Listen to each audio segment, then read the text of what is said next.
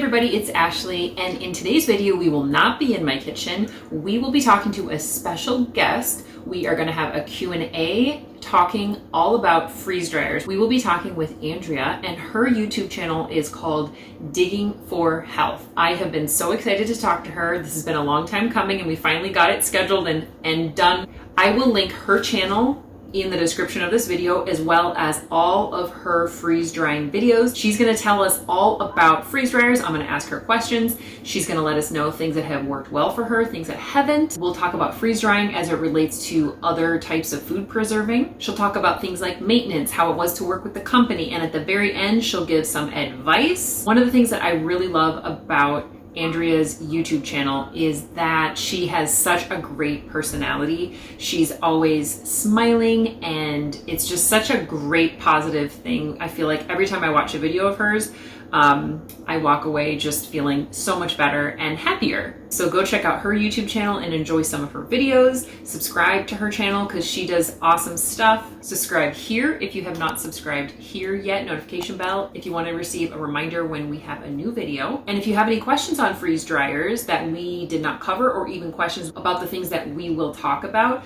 go ahead and put them in the comments and we will do our best to answer them. So let's get right to the video. And I'll be super honest because I am not sponsored by them whatsoever. So, okay. So I guess one of the first questions that I would have for you would be just general information about the machine that you have. So the size, the brand, anything like the model, if there's any other details like that. Okay. Well, we have a Harvest Right freeze dryer. We got the medium one because the large one required a dedicated plug, and we didn't have a location where we really felt like doing that. And it's a good thing because we originally planned on putting it in the garage and found out that because we live in a humid area, that was a really bad idea. So it's actually in a room inside the house. So yeah, but we got the medium, so we can plug it into any wall, and we got a stainless steel one. Okay. So it doesn't require any kind of special hookup? Nope. Electrical hookup. Interesting. Okay. Regular, the small and the medium can just be plugged in any receptacle. Okay, that was my next question. So the large would be a bigger, big headache. Would it be or an expense, which a lot of people have like a dedicated area for their freeze dryers, and they plan on doing that. So they want like 3 of the large, and they have a dedicated receptacle for each one. But like we're just normal people that wanted to freeze dry stuff. So medium worked for us. Okay. Would that be like a dryer hookup or stove or something like more industrial? The dedicated one. Yeah. Is that for the large? I don't know a whole lot about it because when I saw that, I was like, yeah, I don't want to do that. Yeah. Okay. But it would require an electrician to come out and put in, I think it requires its own breaker. Okay. Yeah. Well, so then that goes into my next question, which would be what your setup looked like having the medium. Well, we just have, what is that called? It's like a butcher block type stand, but it has wheels on it so that we can move it around easily because it is really heavy.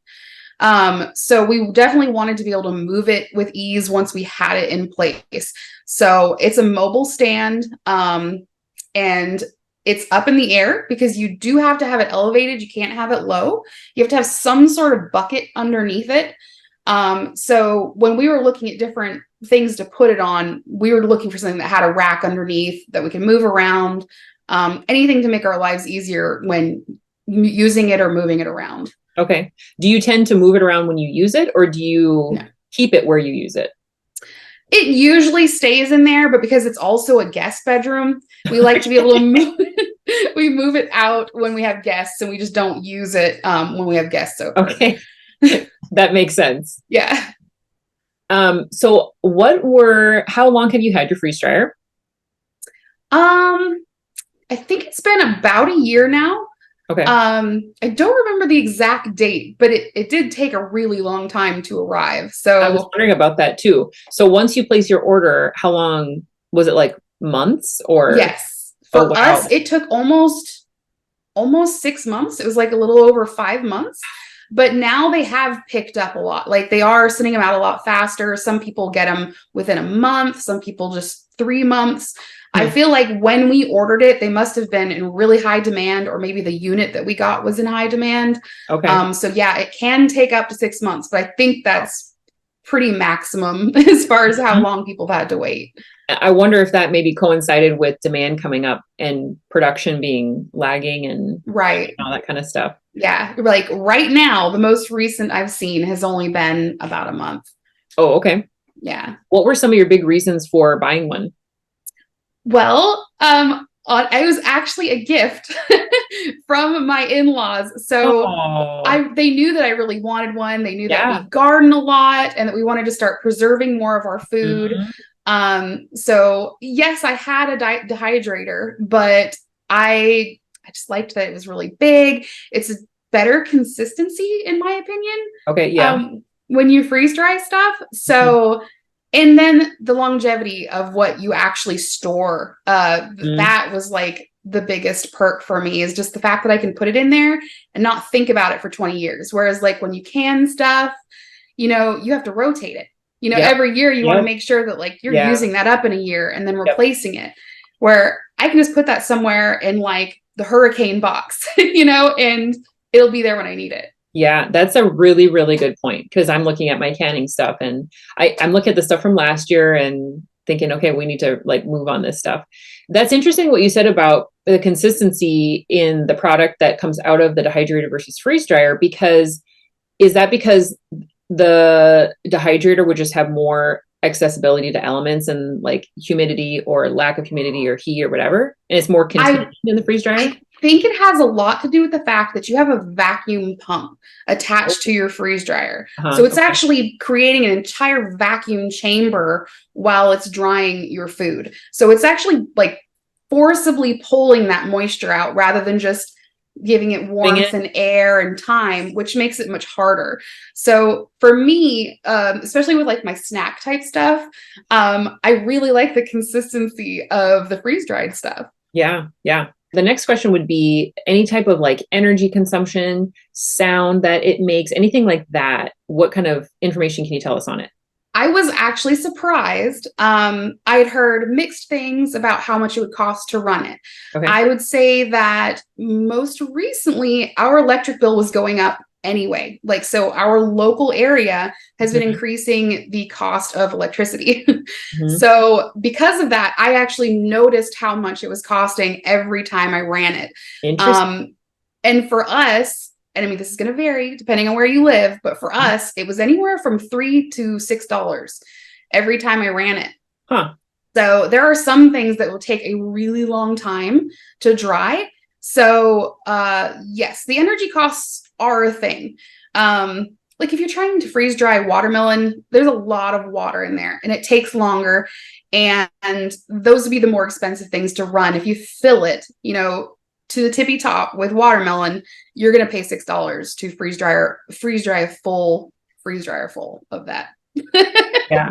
Okay. Now, as far as the noise, it doesn't bother me at all, but we do keep the door closed on that room. Okay. So, it's loud, but it's not like so loud that you can't have it in a closed room. It's just like a light hum at that point. Does it end up running overnight when you usually start a cycle? Yes. We've never had one done within 24 hours. I think the shortest period has been like 32. Oh, wow. So that's interesting. Does it produce any heat or any kind of that kind of factor? It does. A ton. And again, this is something I probably didn't do my research a ton because it was a gift. And I was just like, ooh, this is really cool. And I want this. I didn't do as much research prior to getting it. And I learned everything like on the fly. Because we keep it in a closed room and it's a smaller guest bedroom, it's usually the mid 90s in there, Fahrenheit. So, we keep our house around 73, 74 degrees with the air conditioning. Okay. And it hikes it up at least that much in there. That's incredible. Yeah. It produces a lot of heat. That's the way it is with canning though, too. And for some reason this year we've had a pretty cool summer here in Minnesota. But whenever I'm ready to can, we get like a heat wave. And then like everything is like wet and, it's like extra hot. But that's what it was canning. and dehydrating. Have you done any other types of food preservation? You said you had a dehydrator. Have you done any canning? Yes. You do. Now, I do usually go to my mother's house to do canning because it's just been, a generational thing, and we've always canned with our moms. So I still go over there to do it. They live in the same neighborhood, so it's been really so nice cool. to just continue that. And my daughter does too. So I actually don't can by myself. I always have help. Yeah. I think that's great. I wish that was the way for me too. Yeah. Not just like the sharing the work, but like it's such a cool thing to be able to do with other people, just conversations and all that kind of stuff. One time I got together with my brother and his family and a bunch of cousins, and we canned over 100 quarts of tomatoes. Wow. In one day. That's I think some of them were a little traumatized. One of my cousins said she couldn't eat tomatoes for like at least 6 months. It was her house we did it in. She's like, everything smelled like tomatoes, but it was so fun to be like doing it all together. Which that's awesome. How, canning projects are supposed to be done. Yeah. Hey guys, I wanted to interrupt our video really quick to tell you about something that I've been working on for you. If you go to the link in the description, it's my citystead.com website. I have created a bunch of free resources for you to help with meal planning. If you struggle with ideas, you're looking for inspiration, you're looking for some tips on how to meal plan, there's a lot of different stuff there. So go check it out, browse, and you'll get some great help, I hope. I think that you'll find these resources will help to make meal planning more successful and fun. What role do you feel like freeze drying takes in terms of like, does it replace any of the things that you would can, or do you feel like it just kind of slips in as another addition to the types of ways you like to preserve food? I think that's actually tough for me to answer. I would think that for the most part, it's in addition, because I use more of my canned stuff than I do my freeze dried stuff. So I freeze dry a lot of snacks for myself because, we're on a health journey. So like having fruits and stuff that I can freeze dry and they feel like I'm eating something I shouldn't be eating is actually a really nice treat for me. So if I freeze dry something other than that, they're typically something that I'm sealing up in a Mylar bag and putting an oxygen absorber in there so that it'll last for a really long time. It's not something I'm planning on using. So when I can something, I use it more. So it is an addition, although it has completely replaced my dehydrator. Okay. Do you even have a dehydrator anymore? I gave it to my mom. So I don't have one anymore. Wow. Okay. So one of the things I've seen in some of your videos, and I feel like maybe you've talked about them too, are the powders. Do you have powders on your counter of things you've dehydrated? Yes. Can you tell me about those and how you store them to make sure that they stay like free flowing and things like that? Well, so most of the stuff that I actually do myself is just going to be the turmeric. Beets are also really easy. So you're basically just drying them and blending them. And if you use them in a reasonable amount of time, I haven't had any issues with mine molding or honestly just having any issues. Some people say that you have to use them within a certain period of time. And I think it's going to depend on where you live. We do live in a very humid area, but because we constantly have the central air running, it also keeps the house drier. So I think there's a lot of things to keep in consideration with as far as how long it's going to last for you in just like an airtight jar. But for us, airtight though. Yeah, it has like a little band around the top that's rubber, so it's still pushing the air out. I'm not using like a vacuum sealer every time I open it or anything. And they sit on the counter for months, and I've never had a problem. Just rotate it. So you freeze dry your own turmeric, like turmeric root? Yeah, we grow it here. That you grow it and dehydrate, or wow, that's awesome. So then you just add those to whatever you're cooking, or smoothies. Okay. Wow, that's amazing. Let's see. Do you want to tell us about some of the things, your favorite things to freeze dry, some things that you've tried that have turned out awful, any like successes and flops? Yeah, definitely. So for me, for whatever reason, bananas are my favorite thing to freeze dry. I have a like $3,000 banana chip maker. But I just absolutely love them. I have some in there right now, actually. Oh my gosh. So this is one of my favorite treats. So I keep a jar in my pantry of the banana chips.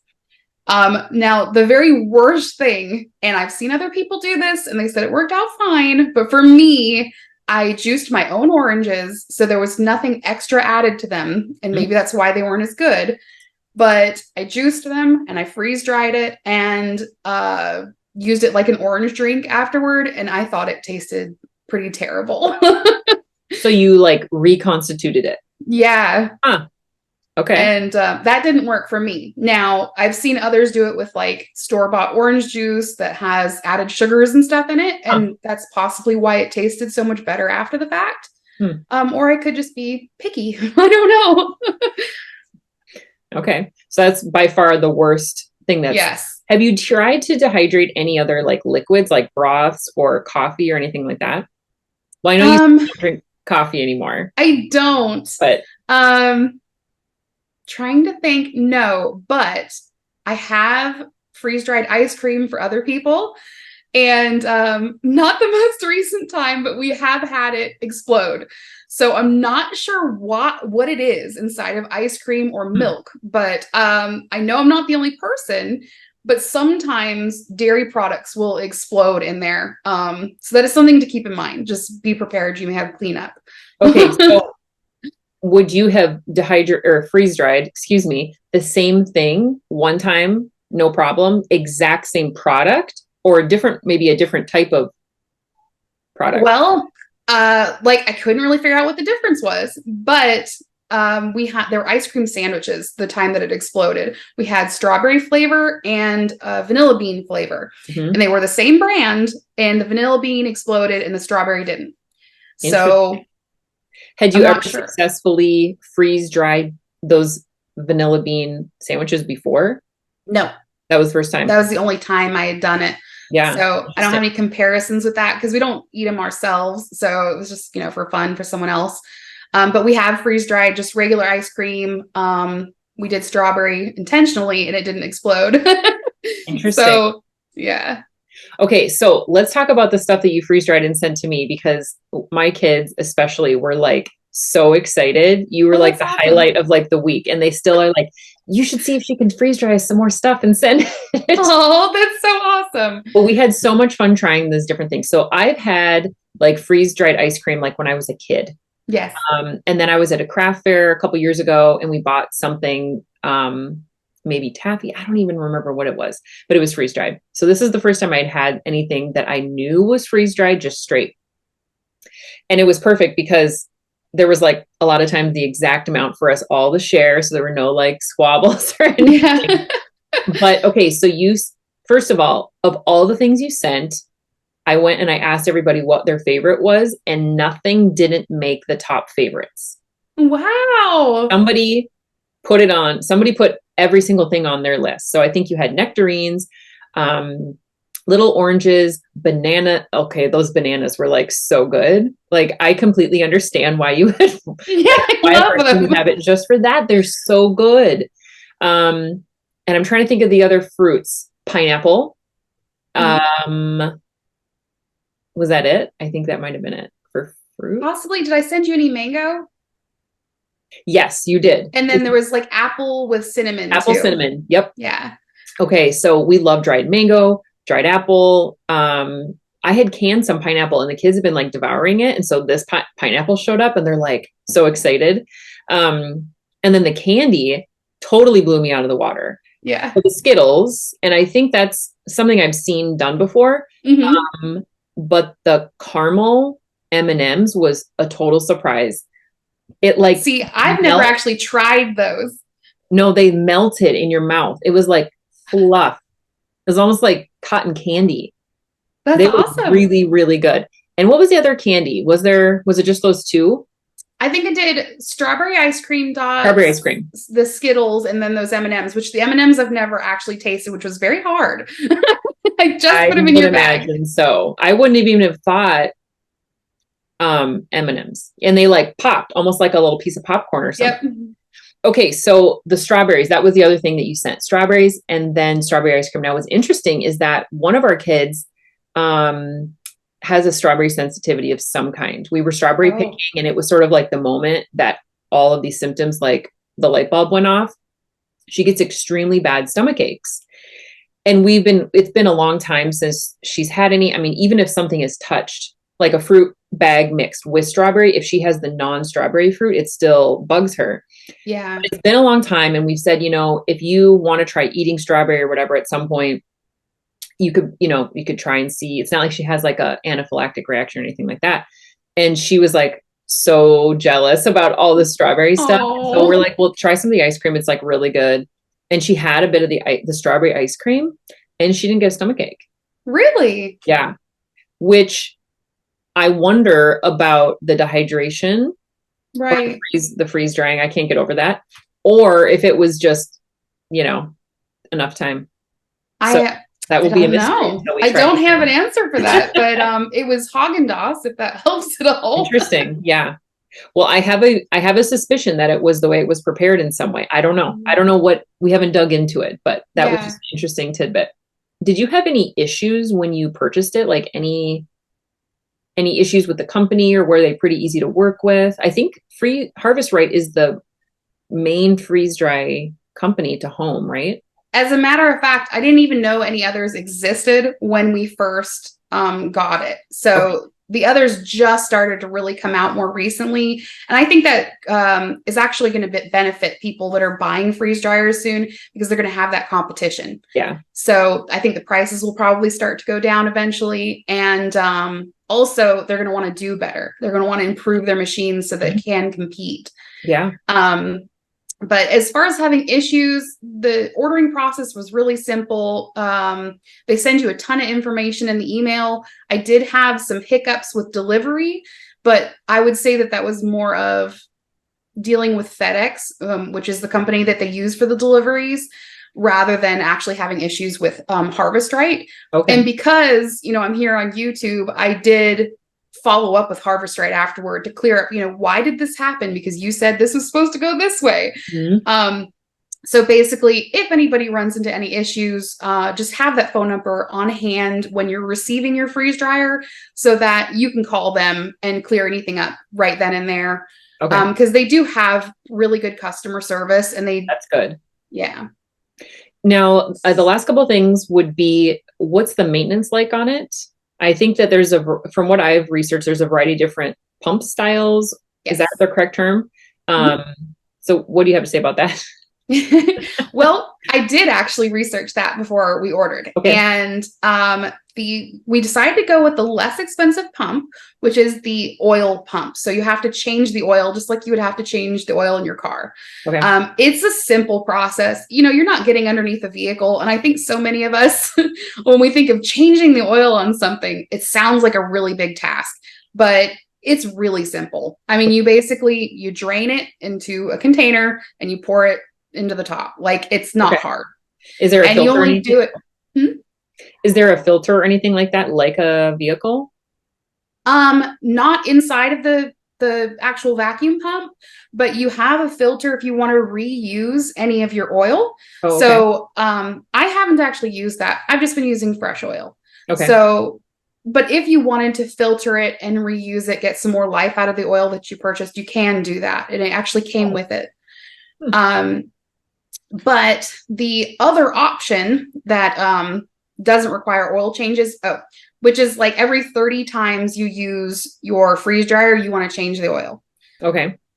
So that sounded like a lot to me, but we've only changed it once. I think that's in a year. Reasonable. 30 cycles is a lot. Yeah.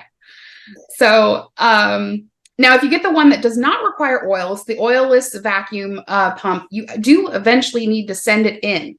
So in order for it to stay maintained, you have to package it up, send it back to the company. They do whatever they do to keep it in tip-top shape, and then they send it back to you.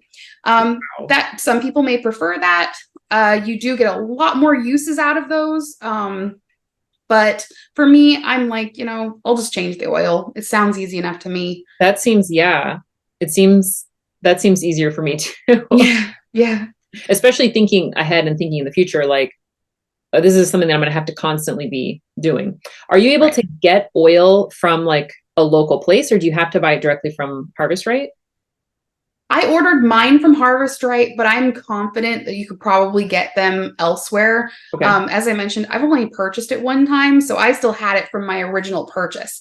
Okay. I think whenever, I'm a price shopper, so I'm going to look around and see if there's other options when I need to get some more again. Okay. But it's not terribly expensive again, because you're like looking at 30 uses before you need to change it, and you probably won't use the whole bottle anyway. Okay. You mean per change? Right. Okay. Okay. So then the last thing would be, what advice do you have for somebody who's considering getting a freeze dryer? Well, actually I have a really good one. So I didn't realize this, and I used my freeze dryer several times with the settings that it came with. So when your stuff finishes freeze drying, it has an extra dry period, and it lasts for about 2 hours. It's like a preset extra dry time is 2 hours. So the machine will try to detect how much drying is actually necessary for each item in there, but it's kind of guessing. So when you open up your freeze dryer, when it's done, you have to check it for dryness. You may need to run it a little bit longer. But if the 2 hour dry time, the extra dry time, finishes when it's like the middle of the night or you're just not home, it starts to freeze it again. Oh. So it'll be cold whenever you open it up. But what I found is better is if I'm not going to be pulling it out right away anyway, I never let mine go into that freezer stage. Okay. So I set my extra dry time for like 12 hours, I think, which has never run that long. Right. I just shut it off whenever. But you can never dry your food for too long. So the way I looked at it is I'm saving energy by never allowing it to freeze and just using that extra time frame for it to continue drying. And since I've been doing that, I haven't had to close it again and dry it for any longer. Oh, wow. So it basically just pushes that out to whenever you can get to it. It'll just be sitting there drying. Okay. Right. So whenever you go check on it, you're like, oh, it has had actually 4 or 6 extra hours of dry time. But that way you very rarely need to dry it any longer. Yeah. You're not wasting it. Sorry. I mean, trial and error obviously is something that a person uses to learn, but were you able to learn a decent amount from like the information that came with the freeze dryer, or have you looked at like other people's like videos or websites or anything like that to? I have a little bit. There are some Facebook groups that you can join to where people share what they've been freeze drying, so they'll give you great ideas. So yes, YouTube videos and other social media stuff, you can definitely find great ideas and advice and tips. The book is helpful. It's really small. It's easy to read. You're not reading an encyclopedia of freeze drying. And it teaches you everything that you need to know. Like I said, like I figured out the extra dry time thing after I'd been using it for quite some time. Okay. So it's not necessary. Okay. All right. Well, I think that's all the questions I have. I really appreciate you sitting down with me. And absolutely. Thank you for having me, and thank you for being so patient with me. I feel like I need to say the same to you. All right, you guys, that's it. I hope that you really enjoyed our conversation. I know I did. A huge thank you to Andrea. It was so much fun talking with her and being able to answer some of these questions, because I will link my freeze dryer video that I did. I've done one before, and I kind of tried to break things down. I'm the kind of person that asks tons of questions, that asks little questions too that maybe go overlooked a lot of times. So in that video, I posed a lot of questions. We got a lot of good ones answered in this video. Like I said in the beginning, if you have any questions that came up, throw them in the comments, or if you just want to say hi, do that too. Go and check Andrea's channel out, and I hope you have a wonderful day. I super appreciate you being here, and we will see you soon.